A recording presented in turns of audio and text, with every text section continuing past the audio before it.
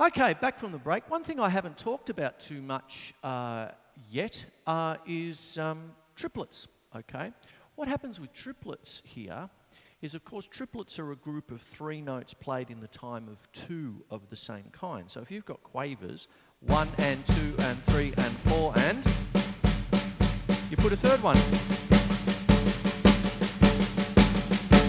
And this is where you get your shuffles from and all of this sort of stuff. So if I'm still talking about Metallica, Nothing Else Matters and things like that.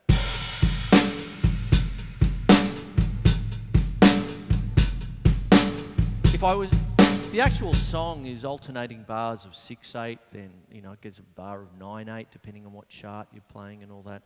But essentially, a lot of people know it as a 12/8 blues beat, right? 1, 2, 3, 4, 5, 6, 7, 8, 9, 10, 11, 12. 1, 2, 3, 4, 5, 6, 7, 8, 9, 10, 11, 12. 1. And what goes on, excuse me a sec, what goes on with that is you can redefine that as triplets. 1 and a 2 and a 3 and a 4 and a 1 and a 2 and a 3 and a 4 and a 1. Now, just like the rates of play that I explained in the last segment where, you have half time, normal time, cut time, you've got blast, or you've got double half if you go all the way back down to semi-breves, is the fact that you can do the same thing with triplets. Now, that's a slow blues beat.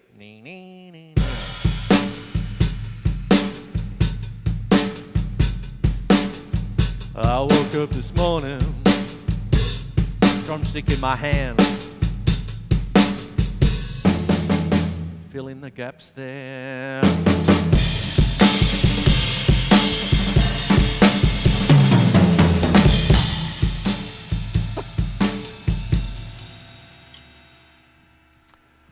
Okay, so what happens is that what you've got there is the typical blues beat.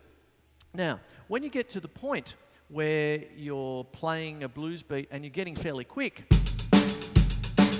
starts to, it's a little bit gears on a car is how I always explain it. It's the best example I can give. Once you, get into second gear, you go to third gear, fourth gear, bang, you're on the freeway and all that sort of stuff. So what happens is that you would take out the and of the triplet. So 1 and, 2 and, 3, and it becomes what we know as a shuffle beat. 1 to 2 to 3. Just adjust the counting.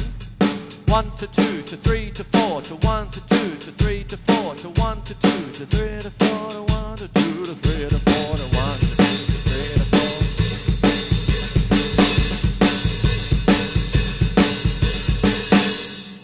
That's that one there. And one of the things that you can do, try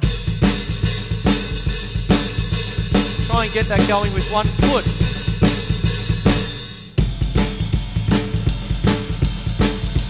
Hi-hat 2 and 4.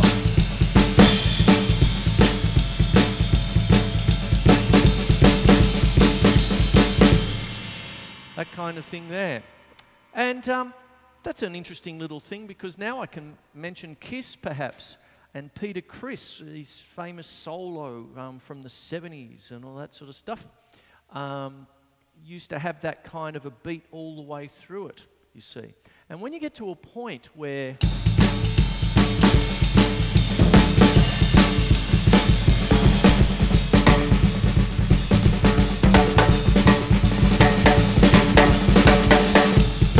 that wasn't essentially Peter Criss, but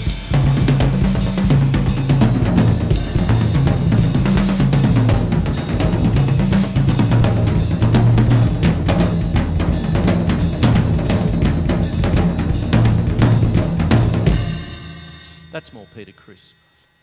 Did people know that Peter Criss's from Kiss, his teacher was the very famous Gene Krupa? So do you notice that I keep somehow coming back to jazz somehow? Because a lot of these techniques is a little bit, you still have to swing, you still have to have that groove about it, and that's what really creates the movement in metal. That's what I love about it. I'm cursed with sort of seeing these connections, Tony Iommi from Black Sabbath, when he was explaining Planet Caravan, and he was, sort of down in the dumps after his last day at work before he embarked on his music career. the well-told tale of his last day at work and the machine came down and chopped the ends of his fingers off. I mean, imagine that kind of adversity. And then one of his mates came around with this gypsy jazz guitarist by the name of Django Reinhardt, brought an album and put hope back into the man. So, well, if he can do it with only 2 fingers, because Django Reinhardt's fingers were badly burnt to the point where 2 of his fingers were sort of fused together when his caravan set on fire, or caught fire. And he was a gypsy who was selling things like plastic flowers. And he just went into the burning caravan to try and save as much as he could. And he got badly burnt. His fingers got badly burnt. So he had to spend the rest of his life going, and he became Django Reinhardt. Both how did I find out about Django Reinhardt? Through Tony Iommi and Jimmy Page. Okay. Why? That's one of the reasons why I'm talking jazz, because I grew up just like everybody else my age. You had Sabbath, you had Led Zeppelin, you had Deep Purple, and you're going, oh my God, what's happening to it, and all that sort of stuff. And as I read the interviews, they kept talking about this dude called Django Reinhardt. So of course I checked them out. And I couldn't understand it when I was 14, but by God, I was getting into him when I was 19. You sort of work it. And by then, because of my Irish heritage and Irish pub that Dad ran, Dan O'Connell Hotel, I needed to find some kind of... Jethro Tull were the band with Martin Barr on drums, and probably my favourite drummer, to be honest, Barrymore Barlow of Jethro Tull. Amazing drummer. Minstrel in the Gallery, 1975, is a classic album for drumming. Just listen to the very start of it. It's amazing, amazing drumming. People aspire to it to this day. And what happens is that... Jimmy Page and Tony Iommi and talking about, Django Reinhardt on guitar, jazz guitarist. And then Bill Ward talking about Elvin Jones, that kind of thing.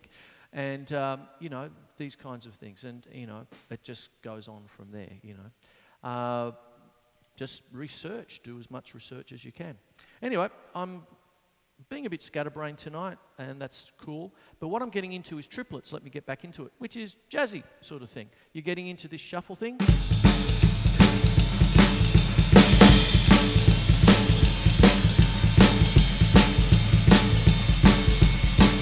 So on. What starts to happen is if you do exactly the same thing with unison playing,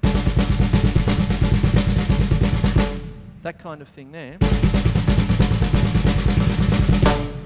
and then do the same business, put a big backbeat on 2 and 4, you get what's called a rolling shuffle.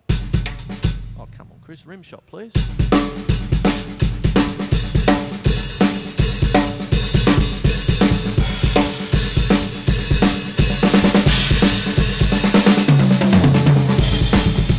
Double bass drum.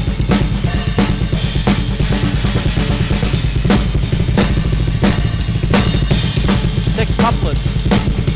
Double.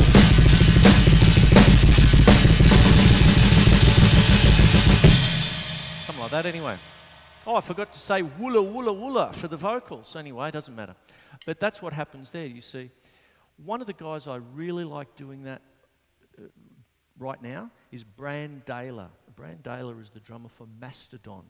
They seem to do a lot of what is called rolling shuffles, okay? So with the different speeds that you can do with normal rock beats, half time, cut time, normal time, blast beat, all that sort of stuff, you can do the same thing with triplets. Blues beats, normal shuffle, rolling shuffle.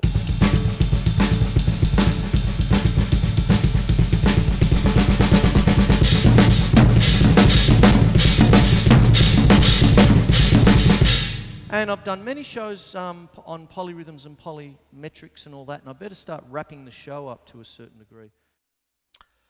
And that's me wrapping the show up. I hope you enjoyed metal drumming. This is Melbourne Musos, the drum show. My name is Chris Quinlan, and I will see you next week. Bye for now.